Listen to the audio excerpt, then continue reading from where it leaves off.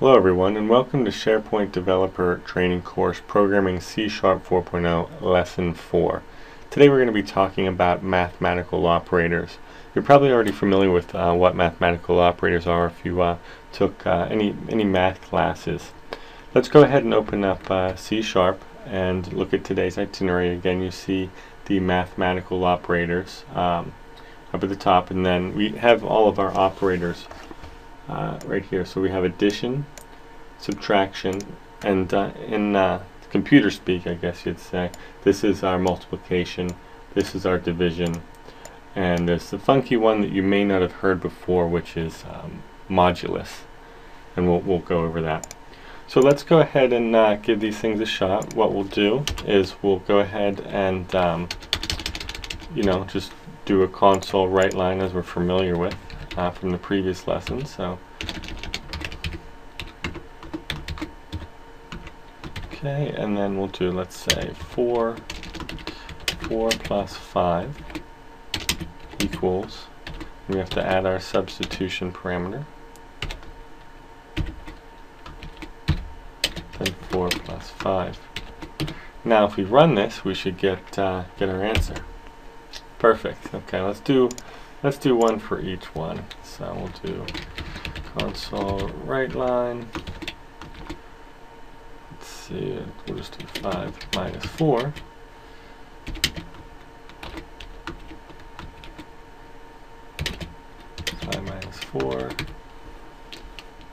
Okay, and then we'll do our multiplication.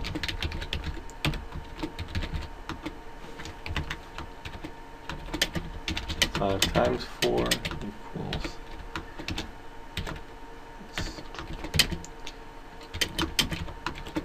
and finally our division. We'll go over the modulus one in a second.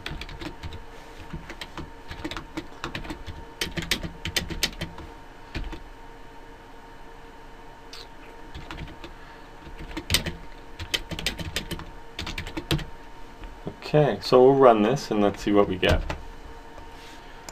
Okay, 4 plus 5 equals 9. That makes sense. 5 minus 4 equals 1. 5 times 4 equals 20, and 5 divided by 4 equals 1. Now, if you remember from the previous lesson about casting, remember how when you divide integers, you really should be using one that accepts decimal points, which is, that float thing we talked about. So, let's go ahead and figure out what this whole modulus thing is. So we'll do console write line 5 mod 4 equals,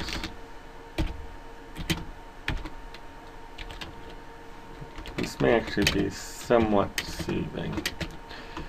Okay,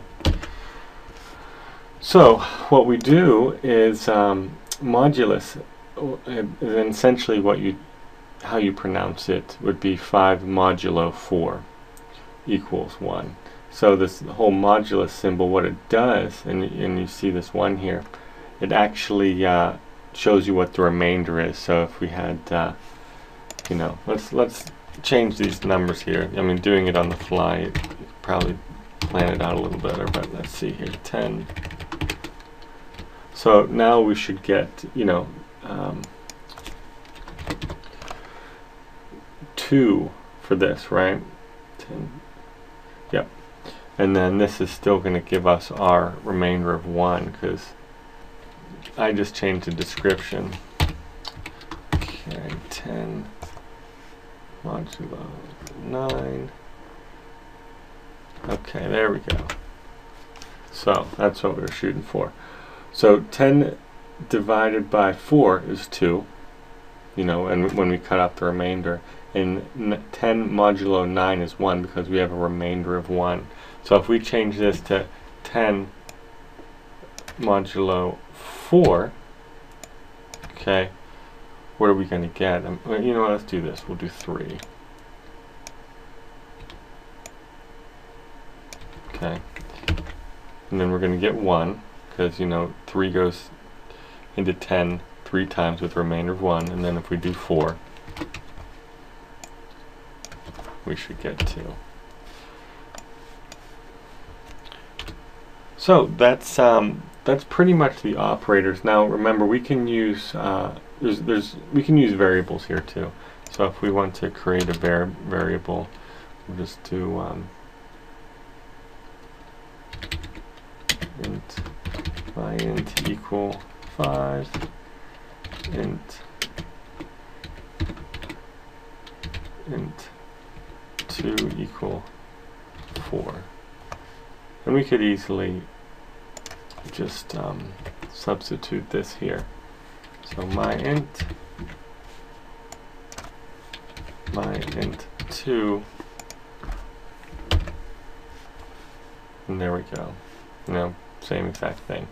Now, typically, we're not really actually going to be essentially hard coding numbers in here like this. We are going to be using variables, and that's the key. Once you have variable stuff to hold data, and then we have operators to start acting on that data. And eventually, once we learn all these basics, we actually can do some more impressive stuff. But that's it for today's lesson. Tomorrow we're going to be going over the relational operators, and hope to see you then. Okay, thank you.